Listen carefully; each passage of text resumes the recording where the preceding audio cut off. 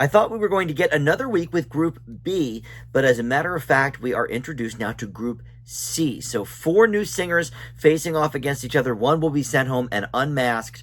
Let's talk the masked singer.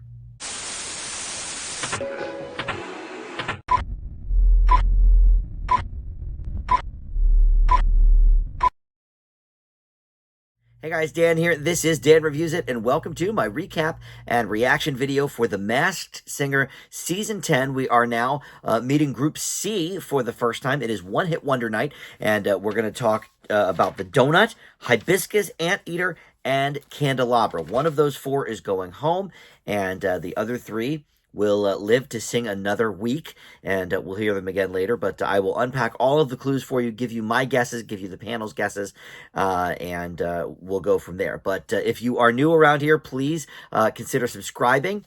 We do the Masked Singer recap and reaction videos every single week, but I do a ton of other things on the channel as well, not just Masked Singer content, movie reviews, TV reviews. I try to post something new just about every day, so a lot to check out on the channel here, and all of them in handy-dandy playlists on my homepage, movie reviews, TV reviews, and yes, there is a Masked Singer playlist as well. So if you're only here for that content and don't want to sort of wade through everything else, you can just check out the Masked Singer playlist on the homepage there. But of course, comment below. All of your comments help me form my opinions on where we're going with this. And with that in mind, let's briefly go back to last time with Group B, because we had, let's see, who is left in Group B? The Husky.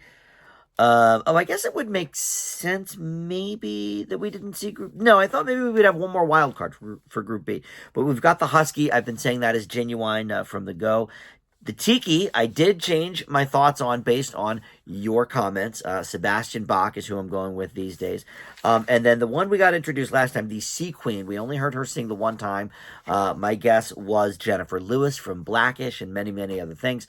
But almost everybody in the comments was like, this is Macy Gray. It's Macy Gray. It's Macy Gray.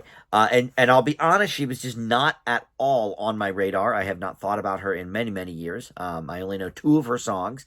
And I don't really know much about her beyond that. But apparently the clues match up pretty well. And vocally, I can definitely see it. So I'm going to, for now, change my Sea Queen guess to Macy Gray. We will not hear again from Group B for quite a few weeks, though. So we'll sort of put that in the vault for now and think about that later. So with that in mind, let's kick off One Hit Wonder Night. And we have the Donut as our first contestant.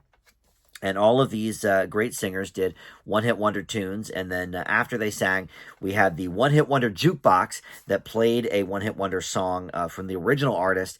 And then it's a clue at the same time relating to the singer. So then they sort of describe what's going on. So, all right. So the Donut, this is a male, an older male, certainly. He says, I've been lucky in my career. I was part of a mega hit that catapulted me to #1.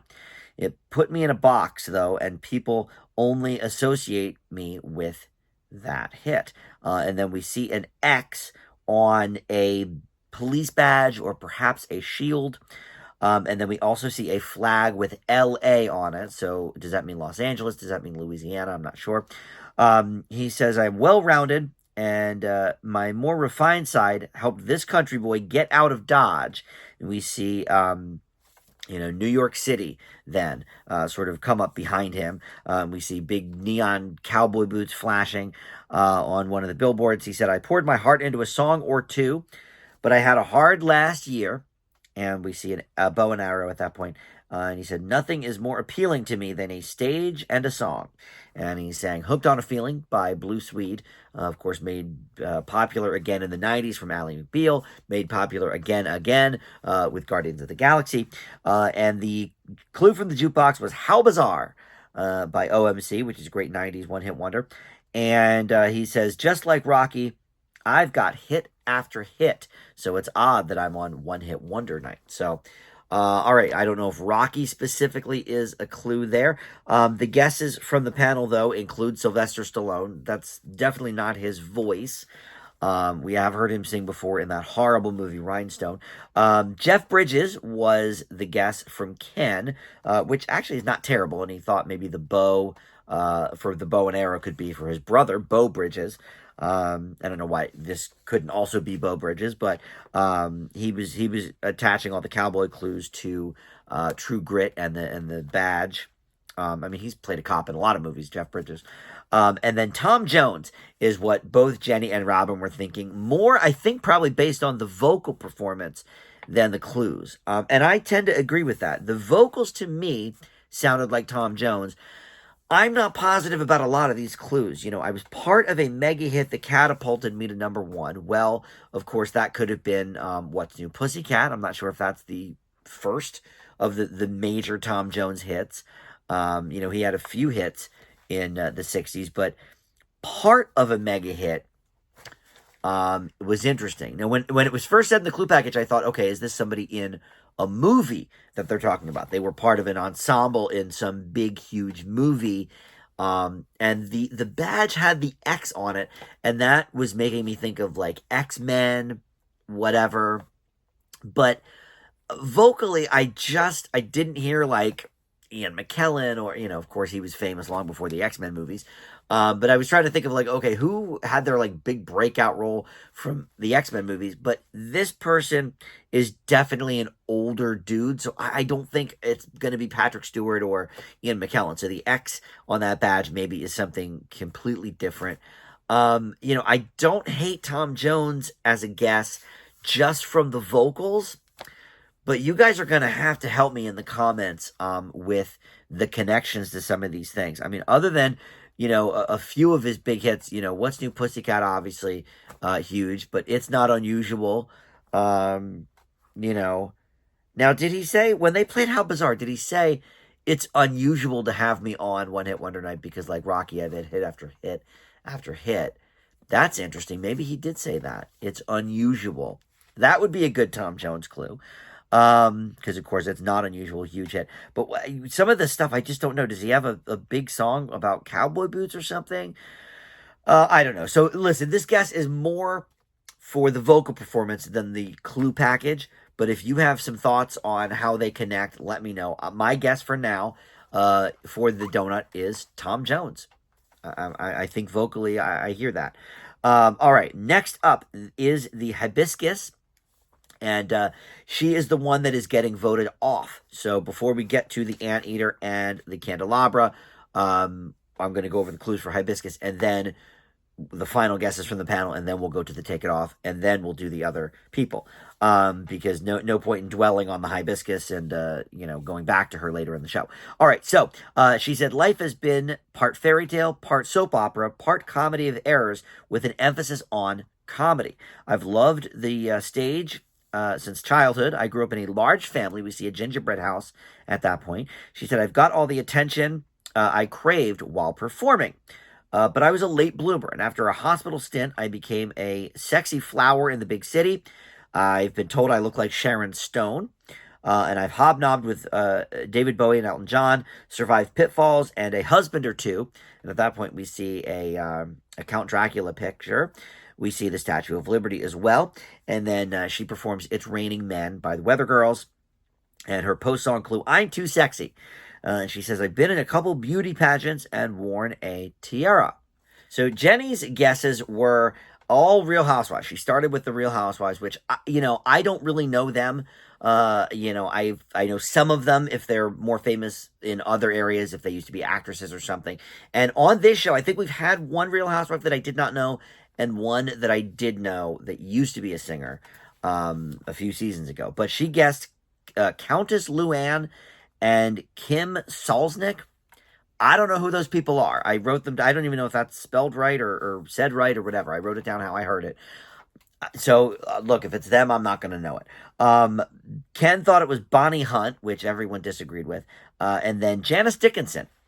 From Robin. He was getting a lot of clues sort of based on models, and, you know, especially I've been in a couple beauty pageants, and this is definitely an older woman, I would say, probably, you know, 60 and above, perhaps.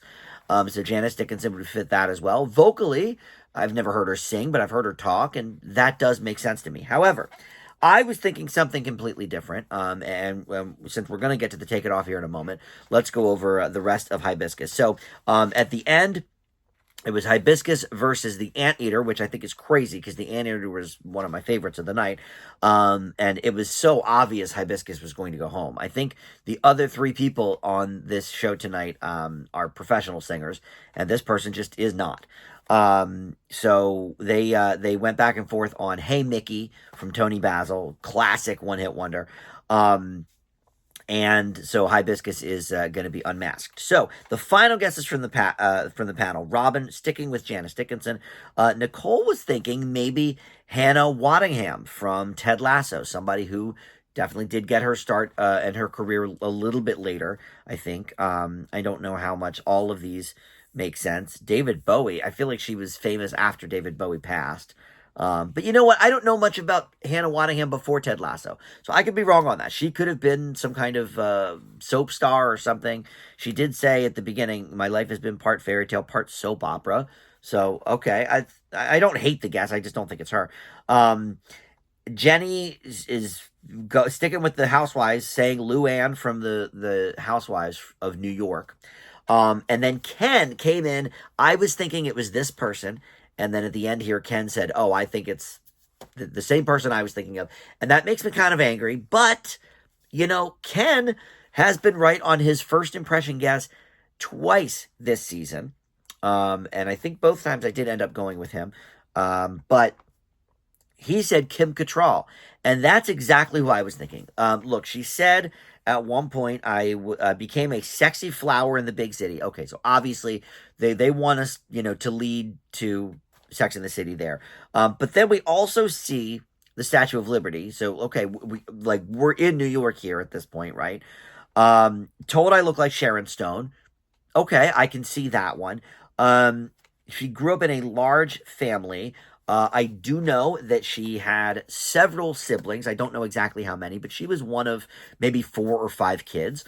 All right, I could see wanting to stand out with that. And then the other thing is, did I say that? Yeah, after a hospital stint, one of her first ever appearances in a film or in a TV show. It was a small role on the TV show Quincy, which was with Jack Klugman, and it was a medical show. And then in the early 80s, she had a couple of episodes on Trapper John MD, which was a spinoff of MASH, but also a hospital show.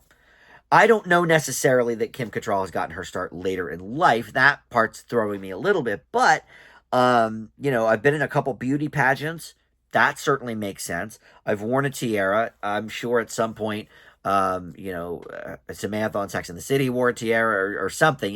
She didn't say it. She wore it in her real life. So I don't know. I'm actually going to stick with Ken on this one because that is exactly who I was thinking it was, is Kim Cattrall. Now, if it's this Real Housewives person, I'm not going to know who that is. But my guess is Kim Cattrall for the Hibiscus. So let's go to the Take It Off and see what we've got here. I'll know Kim Cattrall if it's her, of course. All right, it's not Kim Cattrall. Is it Janice Dickinson? Oh, Jenny's very excited. It must be this Luann Despes or something? Okay. She is from the Real Housewives of New York. Okay, so that explains the New York clues. Okay. So all these people know her, I guess. All right. I can't even be bothered with this. God, I hate the Real Housewives so much. All right. So it is this Countess Luann person. So I've missed again. I keep missing on people I've not heard of. Like Tyler Posey was last week. I guess I have vaguely heard of him. But so I'm 4 for 6 now. I started this season out very strong, 4 for 4. And now I'm down in the hole here. All right. But I think Donut could be Tom Jones, so that could be something. All right. And I think I actually have figured out Anteater. I don't know about Candelabra, so I might be one for 2 for these last 2. All right, well, I missed that one. It was Countess Luann from the Nonsense Housewives. All right, so Anteater is next. He said, "I had a long career, but fame isn't everything." And we see him playing a guitar. He said, I got me cars, or my fame, I got me cars, houses, ROCK on yachts. And we see a big cat at that point, which may be a cougar. He said, "The height of my success and fame took its toll. I made bad business deals and lost my sense of self. All signs told me to take it easy. We see an angel at that point. I traded houses for chicken coop and a donkey named Jasper. Became my entourage.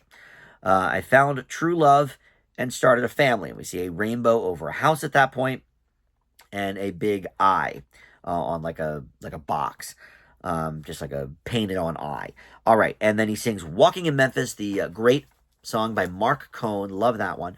And the after clue was "Somebody's Watching Me" by Rockwell, and he said, "I once performed with many people watching. In fact, in front of 40% of the world." And I thought of Live Aid immediately, which is where Robin's mind went. He said the only thing I can think of that was watched by about 40% of the world was Live Aid. And a lot of people performed at Live Aid. There was one in Philadelphia and one in England, in London. And many, many people performed at either of those. Phil Collins, I think, was the only one that performed at both, if I'm remembering that right. All right, so the guesses from the panel. Rick Springfield, not bad. I saw him perform a couple of years ago. Vocally, I can sort of see it. Some of these clues definitely match up. The cougar, I think this was Ken's idea. The cougar was for all the cougars, the women, the older women known as cougars that are into him. John Mellencamp, which seemed like the obvious choice because he has a song called ROCK in the USA. So he said, I have ROCK on yachts. The big cat, of course, the cougar. He used to be John Cougar Mellencamp. Also, okay, let me say this. From the clue package, before he sang, I did think this was John Cougar Mellencamp. I thought the clues were very obvious. He had a lot of heart attacks, minor heart attacks in the, I think, early 2000s maybe. So that's why, all signs told me to take it easy. And we see the angel at that point. Okay, so that makes sense for John Mellencamp, right? I know he does live these days on a farm, and he was a big proponent of Farm Aid, which was a Willie Nelson big festival concert. And then especially when he said, at the beginning, got me the fancy cars and the houses. Of course, one of his big hit songs is Pink Houses.